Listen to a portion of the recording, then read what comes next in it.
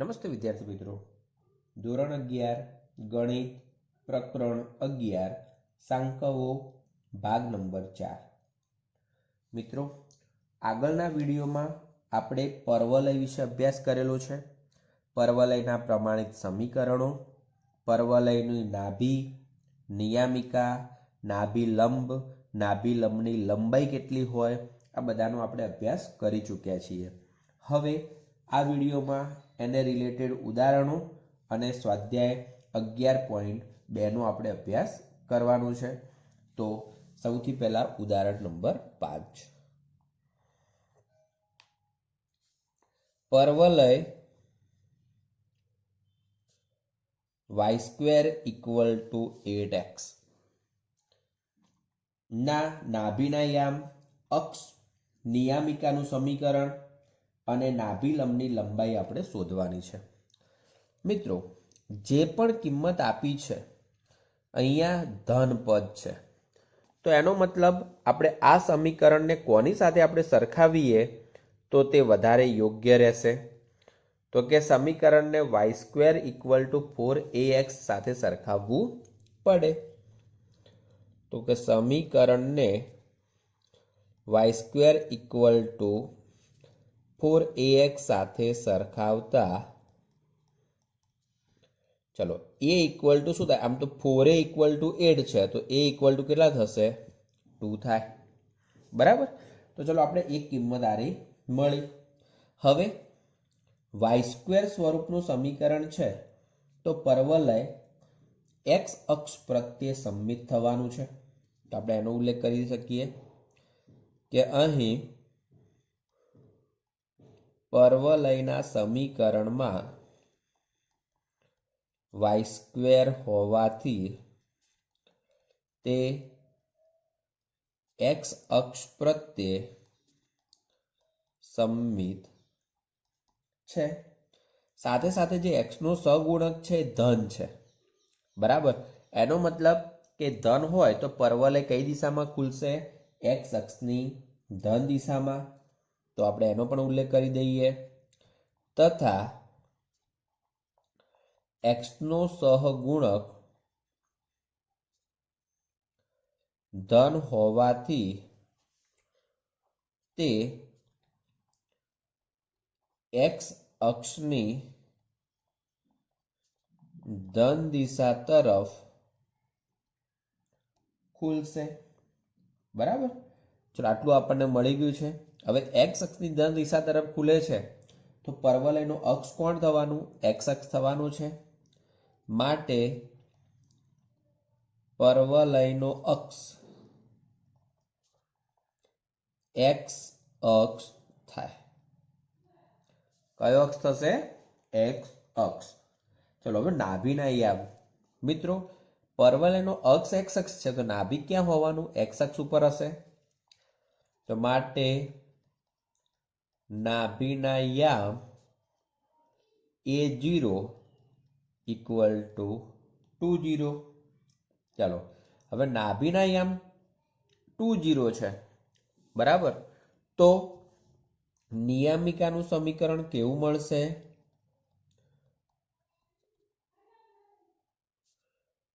x = -a થાય.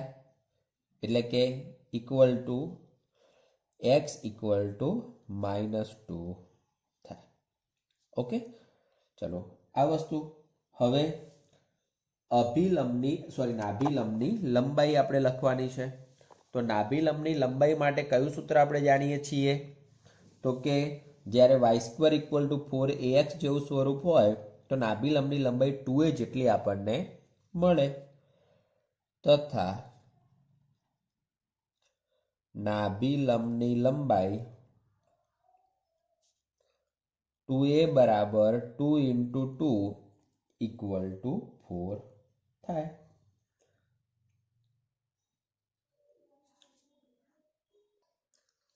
Sorry મિત્રો, 2a નહીં પરંતુ 4a પ્રમાણે 4 × 2 એટલે 8 થશે. તો મિત્રો, નાભિલંબની લંબાઈનું સૂત્ર 4a છે. આપણે આગળના વિડીયોમાં અહીંયા 2a લખેલા છે, 2a અને 2b. તો મિત્રો ત્યાં પણ તમે 4a અને 4b કરી દેજો, જે મિસ્ટેક થયેલી છે, બરાબર. નાભી લંબની લંબાઈ કેટલી થશે? AB ઇક્વલ ટુ 4a, અહીંયા AB ઇક્વલ ટુ 4b.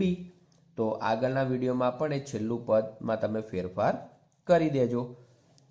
તો આ થયો ઉદાહરણ નંબર 5. હવે ઉદાહરણ નંબર 6. નાભી આપી છે 2 0 અને નિયામિકા આપી છે x ઇક્વલ ટુ -2. તો તેવા પરવલયનું સમીકરણ આપણે શોધવાનું છે. તો કેવી રીતે મળશે આપણને? ચલો, નાભી 2 0 છે અને નિયામિકા x ઇક્વલ ટુ -2 છે. નાભી 2 0 હોવાને કારણે એ x અક્ષ ઉપર છે એવું કહી શકાય. હવે x અક્ષ ઉપર નાભી હોય તો x અક્ષ એ જ શું થવાનું છે? પરવલયનો અક્ષ થશે. તો આપણે અહીંયા ઉલ્લેખ કરીએ, નાભી x અક્ષ પર હોવાથી પરવલયનો અક્ષ એ x અક્ષ છે. ક્લિયર? ચલો, આ એક વસ્તુ થયું.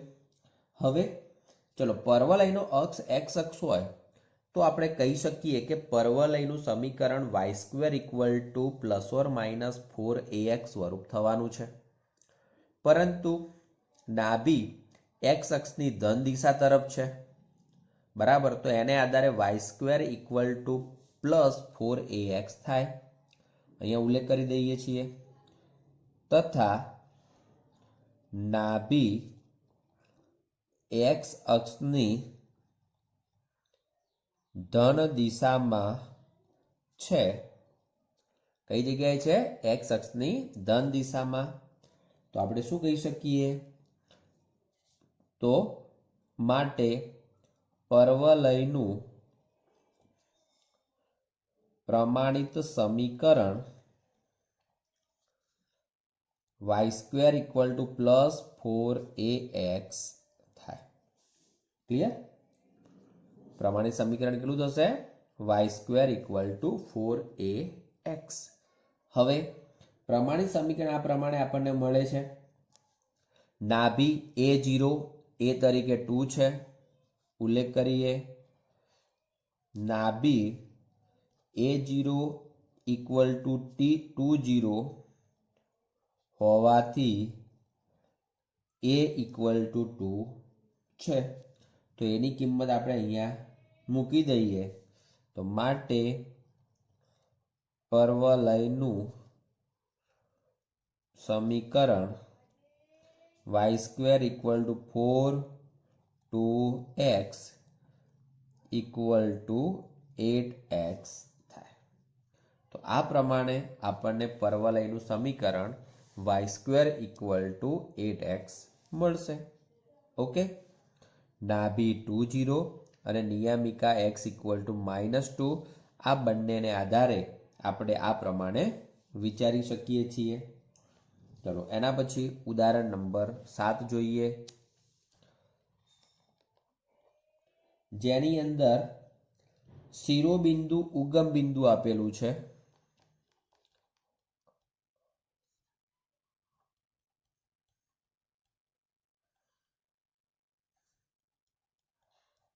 અને નાભીના યામ 0 2 છે. તો મિત્રો, ઉપર જે પ્રમાણે નાભીના યામને આધારે આપણે ઉલ્લેખ કર્યો છે એ પ્રમાણે, પરંતુ 2 0 હોવાને કારણે x અક્ષ પર હતું, અહીંયા 0 2 હોવાને કારણે કયું આવશે? y અક્ષ ઉપર. તો આપણે એનો ઉલ્લેખ કરીએ કે શિરોબિંદુ 0 0 તથા નાભીના યામ 0 2 હોવાથી, નાભીના યામ 0 2 હોવાથી નાભી કઈ જગ્યાએ છે? નાભી y અક્ષ પર છે. તેથી y અક્ષ એ પરવલયનો અક્ષ થાય। સાથે સાથે વાય અક્ષ પર તો છે, પણ વાય અક્ષની કઈ દિશામાં છે? ધન દિશામાં। તથા નાભી 02 એ વાય અક્ષની ધન દિશામાં છે। નાભી 02 એ વાય અક્ષની કઈ દિશામાં છે? ધન દિશામાં છે। તો માટે પરવલયનું સમીકરણ x² = 4by થાય। પણ હવે બી તરીકે કેટલા થશે? આને આધારે 2 લખી દઈએ ડાયરેક્ટ, = 4 × 2 × y = 8y। તો x² = 8y એ એનું સમીકરણ થશે। તો આ થયું પરવલયને આધારે ઉદાહરણો। એ જ રીતે એક બીજું ઉદાહરણ છે, ઉદાહરણ નંબર 8, એને પણ જોઈ લઈએ। તો ઉદાહરણ 8, હવે 8ની રકમ એવી આપી છે કે પરવલય જે છે એ વાય અક્ષ પ્રત્યે સમમિત છે। પરવલય વાય અક્ષ પ્રત્યે સમમિત છે। એનું શિરોબિંદુ કયું આપ્યું છે? ઉગમ બિંદુ આપ્યું છે। શિરોબિંદુ ઉગમ બિંદુ છે। ઓકે, ફરીથી પરવલય વાય અક્ષ પ્રત્યે સમમિત છે અને એનું શિરોબિંદુ કયું છે? ઉગમ બિંદુ છે। ઓકે, અને પરવલય જે છે એ 2 - 3 માંથી પસાર થાય છે। આપણે એ પણ ઉલ્લેખ કર્યો, તથા તે 2 - 3 માંથી પસાર થાય છે। હવે વિચારજો, પરવલય વાય અક્ષ પ્રત્યે સમમિત છે, એનો મતલબ કે વાય અક્ષ એ આપેલા પરવલયનો અક્ષ થશે। ઓકે, તો ઉલ્લેખ કરી દઈએ કે પરવલય વાય અક્ષ પ્રત્યે સમમિત હોવાથી વાય અક્ષ એ પરવલયનો અક્ષ થાય। સામાન્ય રીતે આપણે એની આકૃતિ જોવી હોય તો આ રીતે જોઈ શકીએ કે આ પ્રમાણે એની આકૃતિ હોય, કાં તો આ પ્રમાણે હોઈ શકે, કારણ કે વાય અક્ષ પ્રત્યે સમમિત છે એટલા માટે, કાં તો ઉપરની તરફ કાં તો નીચેની તરફ। હવે આપણે એ જોવાનું છે કે ઉગમ બિંદુ શિરોબિંદુ છે એટલે આ પ્રકારની આકૃતિ મળશે, પરંતુ પરવલય જે છે એ કયા બિંદુમાંથી પસાર થાય છે? 2 - 3। હવે 2 - 3 એટલે બિંદુ હંમેશા કઈ જગ્યાએ હોય? ચોથા ચરણમાં। તો ચોથા ચરણમાં હશે તો પરવલય આ નીચેનો જે છે એ જ પરવલય ગણાશે। તો આપણે એનો ઉલ્લેખ કરીએ, તથા પરવલય એ 2 - 3 બિંદુમાંથી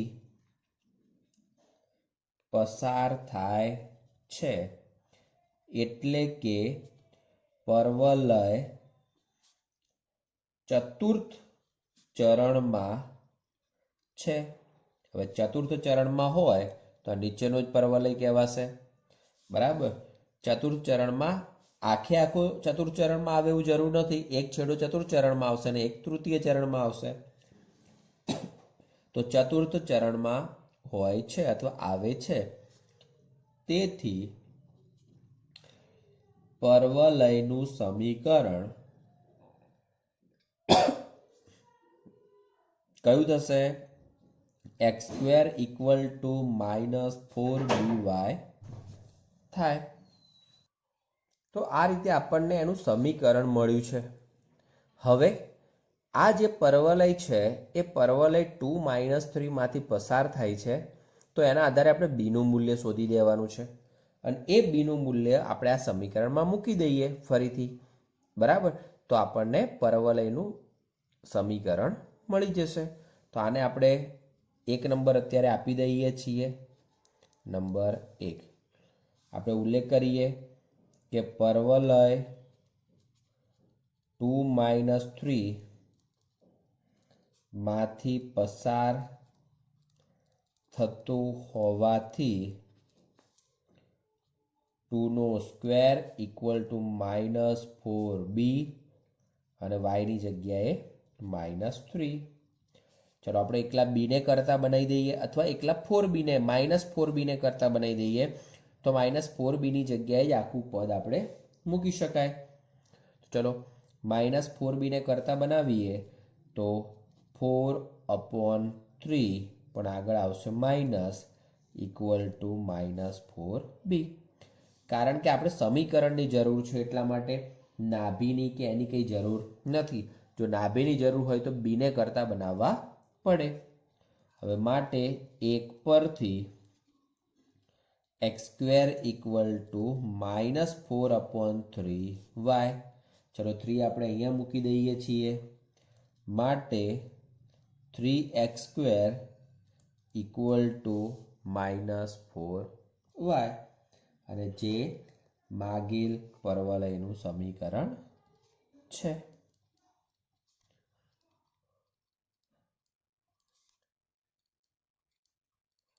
તો આ પ્રમાણે અલગ પ્રકારનો દાખલો છે થોડોક આગળના ઉદાહરણો કરતા, કારણ કે સંમિત આપ્યું છે, શિરોબિંદુનો ઉલ્લેખ છે અને તે એક બિંદુમાંથી પસાર થાય છે એવું આપણને આપેલું છે. તો એના આધારે આપણે જે તે રીતે એનો જવાબ મેળવી શકીએ છીએ. તો આ હતા ઉદાહરણો. હવે આપણે સ્વાધ્યાય 11.2 નો અભ્યાસ કરવાનો છે. તો કે સ્વાધ્યાય 11.2.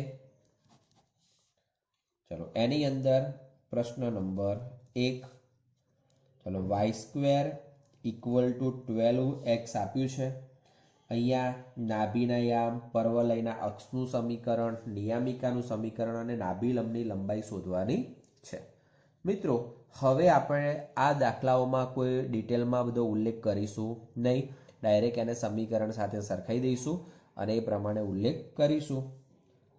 જેને y² = 4ax સાથે સરખાવતા a = 3. ચલો એનું મૂલ્ય 3 મળે તો માટે નાભીના યામ કેટલા થાય? a0 = 30. કારણ કે આપણું સમીકરણ y² = 4ax જેની એક ઘાત આવે તો એના ઉપર નાભીના યામ હોય છે. ઓકે, ટૂંકમાં x અક્ષ પ્રત્યે સંમિત છે અને x અક્ષ એનો અક્ષ થવાનો છે. તો નાભીના યામ a0. ચલો હવે પરવલયનો અક્ષનું સમીકરણ કયું? તો x અક્ષ જ પરવલયનો અક્ષ થવાનો છે. અહીં x અક્ષ પરવલયનો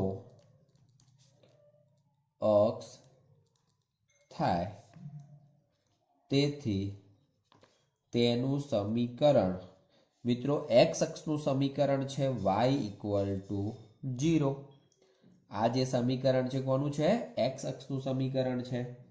ચલો હવે નિયામિકાનું સમીકરણ આપણે લખવું હોય તો નિયામિકાનું સમીકરણ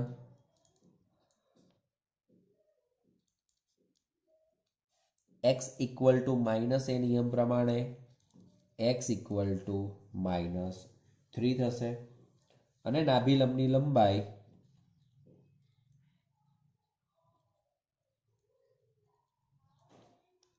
= 4a. તો 4 × 3 = 12.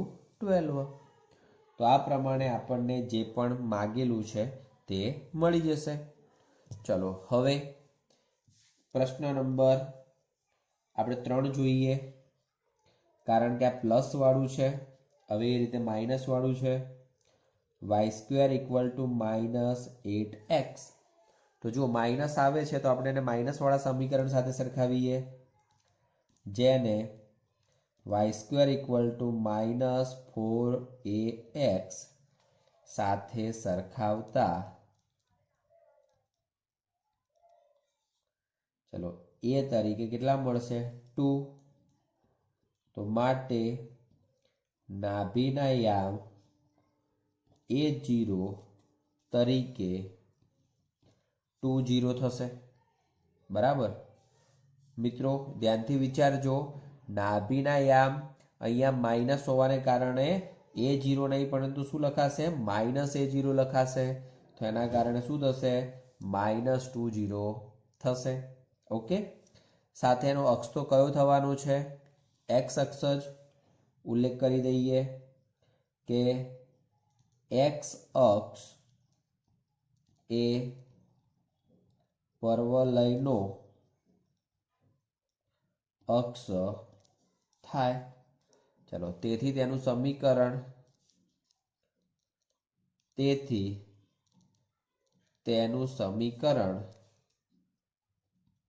y ઇક્વલ ટુ 0 થશે। કારણ કે મિત્રો આ જે પરવલય છે એની આપણે સામાન્ય રીતે આકૃતિ દોરીએ તો એ પરવલય અહીંથી આ દિશામાં આપણને મળશે, કારણ કે ઋણ દિશા છે એટલા માટે। ઓકે, તો અક્ષ તો એનો x અક્ષ થશે, પરંતુ એની જે નિયામિકા છે એ નિયામિકા આ જગ્યાએ આવશે। એનો મતલબ આપણે શું કહી શકીએ કે x ઇક્વલ ટુ a થશે। તો એનો ઉલ્લેખ કરી દઈએ તો કે નિયામિકાનું સમીકરણ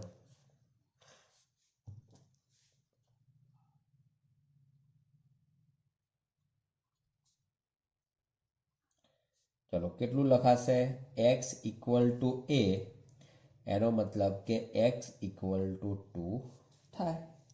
ક્લિયર? તો આ થયું નિયામિકાનું સમીકરણ। હવે નાભી લંબની લંબાઈ,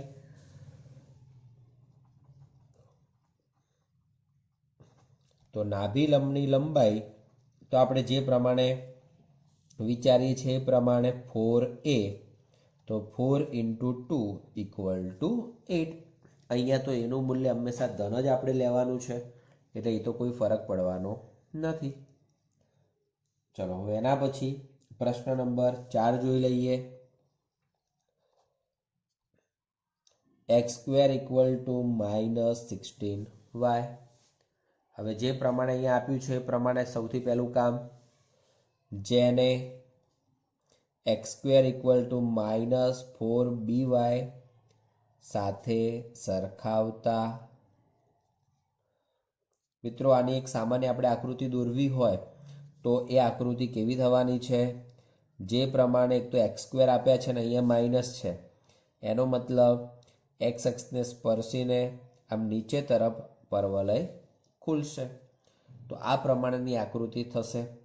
તો માટે b તરીકે કેટલા મળવાના છે આપણને 4, 16 છે અને 4b છે, તો b તરીકે 4। તો નાભીના યામ,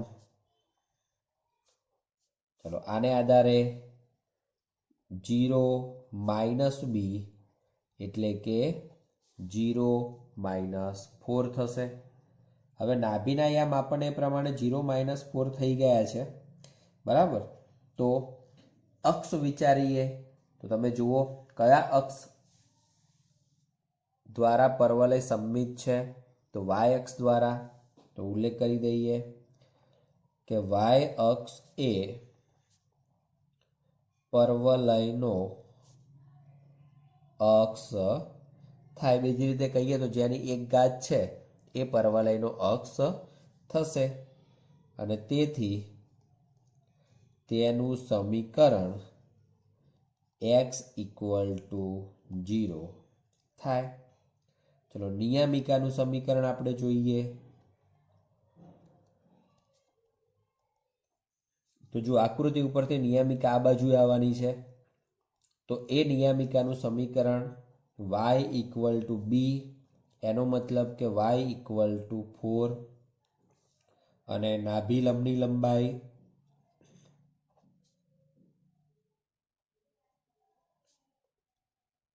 (4b) એનો મતલબ કે 4 × 4 ઇક્વલ ટુ 16 થાય। ક્લિયર? તો મિત્રો જે પ્રમાણે અહીંયા ઋણ છે એવી જ રીતે ધારો કે કોઈ ધનવાળો દાખલો હોય તો પણ તમે એ જ પ્રમાણે કામ કરી શકો છો। હવે એક આપણે એનો છઠ્ઠો લઈ લઈએ, કારણ કે છઠ્ઠામાં અપૂર્ણાંક જેવું પદ છે x² = -9y। ચલો, જેને x² = -4by સાથે સરખાવતા, ચલો શું થશે? સરખાવીએ તો 4b = 9, તો b = 9/4। હવે b ની કિંમત 9/4 છે, તો એનો મતલબ કે નાભીના યામ કેટલા થવાના? તો આને આધારે આકૃતિ આપણી આ જ પ્રમાણે રહેવાની છે, 0 - b, એનો મતલબ કે 0 - 9/4 થશે। ક્લિયર? ચલો, હવે બાકીનું તમે આ ઉપર જે પ્રમાણે લખેલું છે એ પ્રમાણે લખી દેજો, જે આપણે હોમવર્ક તરીકે રાખીએ છીએ। ચલો, એના પછી હવે પરવલયના સમીકરણો મેળવવાના છે, તો એવા આપણે 2-3 દાખલા જોઈ લઈએ, કારણ કે આપણે ઉદાહરણમાં પણ એ પ્રકારના દાખલા સમજી ચૂક્યા છીએ। તો સૌથી પહેલા પ્રશ્ન નંબર 8, જેની અંદર નાભી આપી છે 0 - 3 અને નિયામિકા આપેલી છે y = 3। મિત્રો આપણે અહીંયા ઉપર જે દાખલો અત્યારે હાલ સમજ્યા છીએ બસ એ જ પ્રમાણે અહીંયા છે પદો। ઓકે, તો એના આધારે એટલું તો આપણને ખબર પડે કે ત્યાં નાભીના યામ 0 - b જેવું સ્વરૂપ છે, નિયામિકાનું સમીકરણ y = b છે। તો જો આપણે ઉલ્લેખ કરવો હોય તો કરી શકીએ, અને જો તમને ડાયરેક્ટ સમજાતું હોય તમે ડાયરેક્ટ લખશો તો ચાલી શકશે। તો ચલો આપણે એક દાખલામાં ઉલ્લેખ કરી દઈએ છીએ કે નાભી y અક્ષની ઋણ દિશામાં હોવાથી y અક્ષ એ પરવલયનો અક્ષ થાય। કોણ થશે? y અક્ષ એ પરવલયનો અક્ષ થશે, અને માટે પરવલયનું, ચલો પાછી y અક્ષની ઋણ દિશામાં છે નાભી। ઓકે, તો પછી એ પ્રમાણે પરવલયનું સમીકરણ કેવું આવશે? y ની ઋણ દિશામાં હોય તો x² = -4by થાય। બરાબર? ચલો હવે નાભીનો ઉલ્લેખ કરીએ। નાભી 0 - 3 = 0 - b, તો b = 3। તો આપણે એનો b નો ઉપયોગ અહીંયા કરી દઈએ, માટે પરવલયનું સમીકરણ x² = -4 × 3 × y, તો -12y થાય। ઓકે, તો આ થયું પરવલયનું સમીકરણ। એટલે મિત્રો નાભી અને નિયામિકા આપ્યું હોય તો નાભીના આધારે જ આપણે ઉલ્લેખ કરી દેવાનો કે કયા અક્ષ ઉપર છે અને કઈ દિશામાં છે, તો એના આધારે સીધું સમીકરણ આપણે લખી શકીએ, તો જેથી કરીને આપણું કામ શોર્ટમાં પૂરું થઈ શકે। ચલો, એવી રીતે બીજો દાખલો એક જોઈ લઈએ। ધારો કે 10મો દાખલો, તો 10મા દાખલાની રકમમાં શિરોબિંદુ આપેલું છે 0 0 અને નાભી આપી છે -2 0। હવે શિરોબિંદુ 0 0 અને નાભી -2 0, તો હવે આને આધારે ખબર પડે કે જે નાભી છે કઈ દિશામાં છે અથવા કયા અક્ષ ઉપર છે? x અક્ષ ઉપર છે। પાછી -2 0 હોવાને કારણે એ x અક્ષની ઋણ દિશામાં પણ હોય, તો કે નાભી -2 0 એ x અક્ષની ઋણ દિશામાં છે। સમજી લેજો। હવે x અક્ષની ઋણ દિશામાં હોય તો એનો મતલબ પરવલય કઈ તરફ ખુલતો હોય? એક્સ અક્ષની ઋણ દિશા તરફ જ ખુલતો હોય તો એ પરવલયનું સમીકરણ શું થશે? માટે પરવલયનું સમીકરણ ચલો કેટલું થવાનું? y² - 4ax, કારણ કે ઋણ દિશામાં છે માટે માઇનસ આપણે લખી દીધું છે. હવે નાભીને આપણે સરખાવીએ. નાભી -20 = -a0, એનો મતલબ કે a = 2. એને સમીકરણમાં મૂકી દઈએ. માટે સમીકરણ y² = -4 × 2 × x, તો માટે y² = -8x. બરાબર? તો આ થઈ ગયું માગેલ પરવલયનું સમીકરણ. હવે 11મો અને 12મો બંનેમાંથી આપણે ગણી દઈએ. ધારો કે 12મો દાખલો જ આપણે ગણી દઈએ કે શિરોબિંદુ 0, 0 એવું પણ આપણે ઉદાહરણ જોઈ ગયા છીએ. અને પરવલય 5, 2 માંથી પસાર થાય અને y અક્ષ પ્રત્યે સમમિત છે.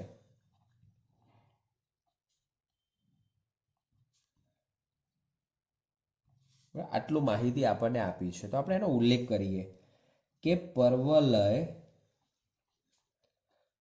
y અક્ષ પ્રત્યે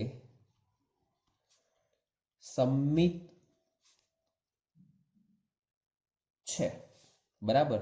હવે y અક્ષ પ્રત્યે સમમિત છે એનો મતલબ એવો થાય કે પરવલય કાં તો ઉપરની દિશામાં કાં તો નીચેની દિશામાં પરવલયનું સમીકરણ મળે.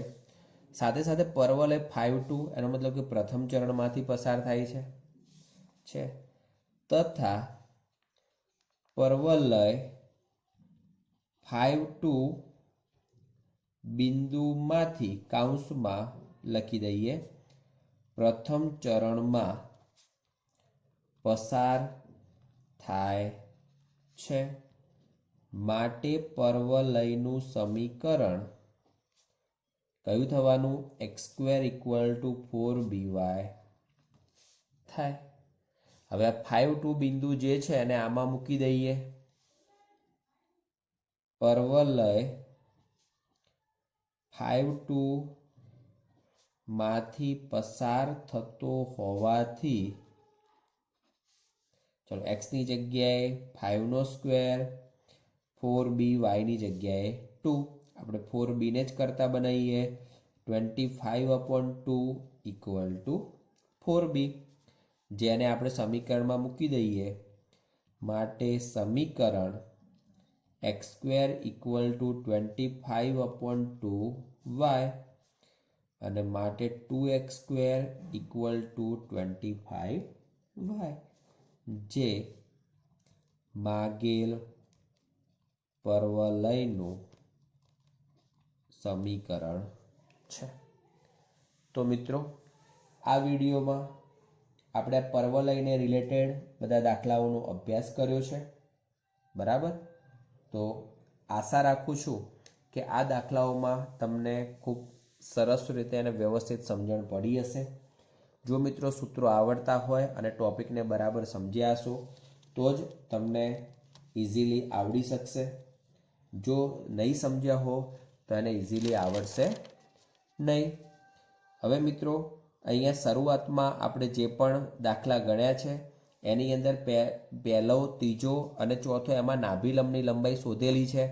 છઠ્ઠામાં નાભિલંબની લંબાઈ શોધેલી નથી. ટૂંકમાં એ તમને આગળનો દાખલો હોમવર્ક આપ્યો છે, તો એ પણ ગણજો. અને બાકીના જે દાખલાઓ આપણે બાકી રાખેલા છે સ્વાધ્યાય 11.2 માંથી, એને પણ ગણવાનો પ્રયત્ન કરજો. Thank you. જય હિન્દ, જય ભારત.